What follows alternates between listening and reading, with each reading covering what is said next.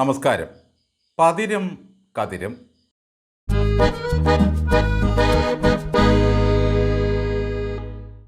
കൊടുങ്ങല്ലൂർ ശ്രീ കുറുമ്പ ഭഗവതി ക്ഷേത്രത്തിൽ ഭരണി ഉത്സവത്തിൻ്റെ ഭാഗമായി കോഴിക്കല്ല് മൂടുന്ന ഒരു പരിപാടിയുണ്ട്.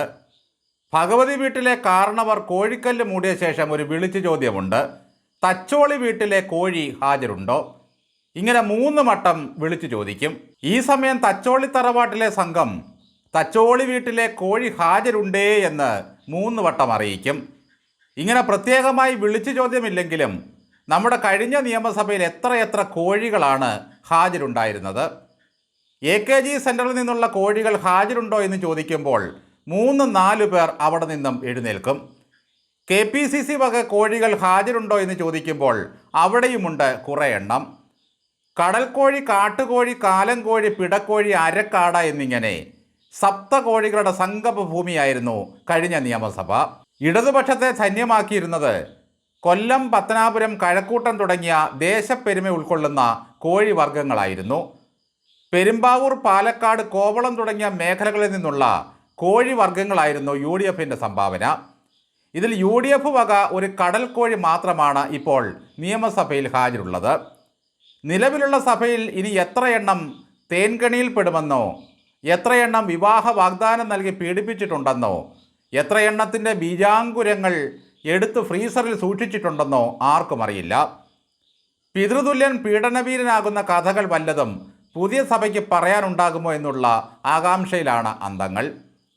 ഇടതുപക്ഷത്തെ ധന്യമാക്കിയ ഒരു കൊല്ലം കോഴി കഴിഞ്ഞ ഭരണകാലത്ത് പറഞ്ഞത് രസകരമായൊരു സ്റ്റേറ്റ്മെൻറ്റാണ്. ഞാൻ ഈ കേസുമായി ബന്ധപ്പെട്ട് ഒന്നും പറഞ്ഞുകൂടാ, എല്ലാം പാർട്ടി സെക്രട്ടറി പറയും.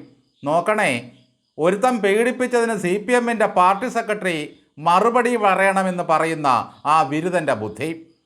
കഴിഞ്ഞ സഭയിൽ പൂച്ചക്കുഞ്ഞിനെ പോലെ കുറുകിയ ഒരു കാട്ടുകോഴി ഉണ്ടായിരുന്നു. ആ ഓൾഡ് ചിക്കൻ പറഞ്ഞത് VD സതീശന് വനവാസത്തിന് പോകാൻ വനം ഞാൻ റെഡിയാക്കി വെച്ചിട്ടുണ്ട് എന്നാണ്. എന്തായാലും ആ കാട്ടുകോഴിയെ ഇത്തവണ ജനം നിയമസഭ കാണിച്ചില്ല. മലർന്ന് മച്ചു നോക്കിക്കിടക്കേണ്ട കാലത്തും മത്സരിക്കാൻ ഇറങ്ങിയതായിരുന്നു ആ വിദ്വാനും. എന്നെപ്പറ്റി വേണ്ടാതീനം വല്ലതും പറഞ്ഞാൽ ഭദ്രകാളി പകരം ചോദിക്കുമെന്ന് പറഞ്ഞ ഒരു പുളകം കൊള്ളി സുരേന്ദ്രനുണ്ടായിരുന്നു. തെരഞ്ഞെടുപ്പിൽ തോറ്റതിന് ശേഷം അദ്ദേഹത്തെ പുറത്താരും കണ്ടിട്ടില്ല. നിർലജ്ജനായ ഭവാൻ എന്തൊരു മഹാപാപി എന്ന് രാമായണത്തിൽ അഹല്യാമോക്ഷത്തിൽ പറയും പോലെ നിർലജ്ജനായ ഒരു കഴക്കൂട്ടത്തുകാരൻ മുൻ MLA മഴയുടെ തരളതയിൽ കാമുകിയോട് പറഞ്ഞത് എന്തൊക്കെയായിരുന്നു. ആ ശബ്ദഘോഷം നാടാകെ കേട്ടപ്പോൾ ഈ മാന്യൻ പറഞ്ഞത് ചില കൊച്ചു വർത്തമാനങ്ങളെ നമ്മൾ മോശമായി ചിത്രീകരിക്കരുത് എന്നായിരുന്നു. മക്കളും കൊച്ചുമക്കളുമുള്ള ഈ കുളക്കോഴിക്ക് നാണവും മാനവുമില്ലാതെ ഇങ്ങനെ പെണ്ണുങ്ങളോട് സൊള്ളാമെങ്കിൽ കല്യാണം കഴിക്കാത്ത ചെറുമൂരിയായി വിലസുന്ന ആ രാഹുൽ മാങ്കൂട്ടത്തിൻ്റെ കാര്യം പറയാനുണ്ടോ? മൂരിശൃംഗാരം നടത്താനും മുതുകൂത്താടാനും മാർക്സിസ്റ്റ് കോഴികളെക്കാൾ മിടുക്കന്മാർ വേറെ ആരാണുള്ളത്? മുട്ടുകാല് കോച്ചുന്ന കാലത്തും ഒരു പൂങ്കിളവൻ്റെ ശൃംഗാരം ജനം കേട്ടതാണ്. പുരാണത്തിലെ അഗ്നിവർണ്ണൻ 1000 കാമുകിമാർ ഉണ്ടായിരുന്നെങ്കിൽ പത്തനാപുരത്തെ അഗ്നിവർണ്ണന് 500 ഉണ്ടായിരുന്നുള്ളൂ.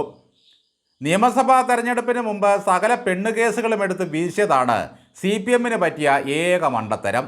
ഒരൊറ്റ ആയുധം പോലും കരുതി വെക്കാൻ അവർക്ക് കഴിഞ്ഞില്ല. യുദ്ധത്തിൽ മുഖ്യ ശത്രുവിന് വേണ്ടി കരുതി വയ്ക്കുന്ന ചില ആയുധങ്ങളുണ്ട്. അതെല്ലാം വെറുതെ എടുത്തങ്ങ് വീശിക്കളഞ്ഞു. പുതിയ അതിജീവിതകൾ വരുന്നത് നോക്കി നാക്കും നുണഞ്ഞ് പാതിരാത്രി വരെ മുഖ്യമന്ത്രിയുടെ ഓഫീസും തുറന്നു വെച്ച് കാത്തിരുന്ന ഒരു മുഖ്യമന്ത്രി ഉണ്ടായിരുന്നു നമുക്ക്.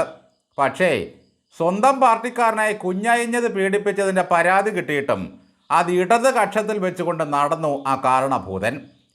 സഖാക്കളുടെ പീഡനമെല്ലാം ബയോളജിക്കൽ നെസസിറ്റിയാണ് സുഹൃത്തുക്കളെ. മറ്റുള്ളവന്മാരുടേതെല്ലാം രാഷ്ട്രീയ കോളിളക്കങ്ങളാണ്.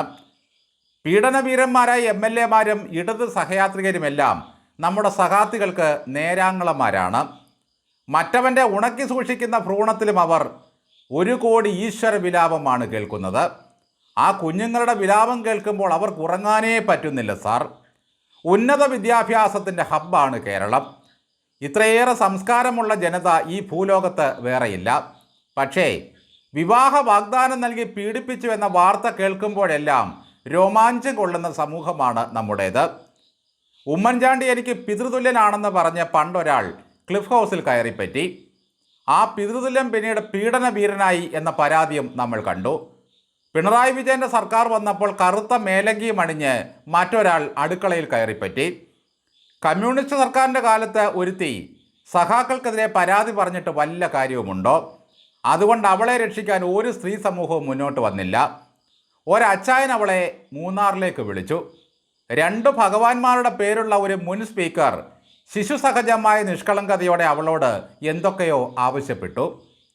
കുലീനമെന്ന് നമ്മൾ കരുതുന്ന വിപ്ലവ പ്രസ്ഥാനം പോലും ഇത്രമേൽ അധപ്പതിച്ച ഒരു കാലം മുൻപ് ഉണ്ടായിട്ടില്ല.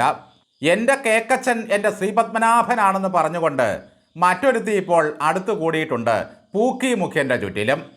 അവൾ അവിടെയുമുണ്ട് ഇവിടെയുമുണ്ട് വെന്ത ചോറിന് കൂറുമുണ്ട് എന്ന് പറഞ്ഞ് നടക്കുകയാണ്. അവൾ പറവൂരിൽ ടൈസൺ മാസ്റ്ററുടെ കൊടിക്ക് കീഴെ ആനന്ദ നർത്തനമാടുന്നു. അവൾ വി ഡി സതീശൻ്റെ സത്യപ്രതിജ്ഞ കാണാൻ വേദിയിൽ ഇടിച്ചു കയറുന്നു. ഞാൻ വോട്ട് കൊടുത്ത എൻ്റെ മുഖ്യമന്ത്രി എന്ന് പറഞ്ഞുകൊണ്ട്. എൻ്റെ ശരീരം എൻ്റെ സ്വാതന്ത്ര്യമെന്ന് പ്രഖ്യാപിച്ച ഒരു ടീച്ചർ അവളെ പരമാവധി പ്രോത്സാഹിപ്പിക്കുന്നുമുണ്ട്. കന്യകമാർക്ക് നവാനുരാഗങ്ങൾ കമ്പ്രശോണ സ്ഫടിക വളകൾ ഒന്ന് പൊട്ടിയാൽ മറ്റൊന്ന്. ഇത്രയൊക്കെ ഉള്ളൂ ഇവരുടെയൊക്കെ നവോത്ഥാനം. പൂക്കിയായാലും പുണ്യാളനായാലും ഓർത്ത് ജീവിച്ചാൽ നിങ്ങൾക്ക് നല്ലത്.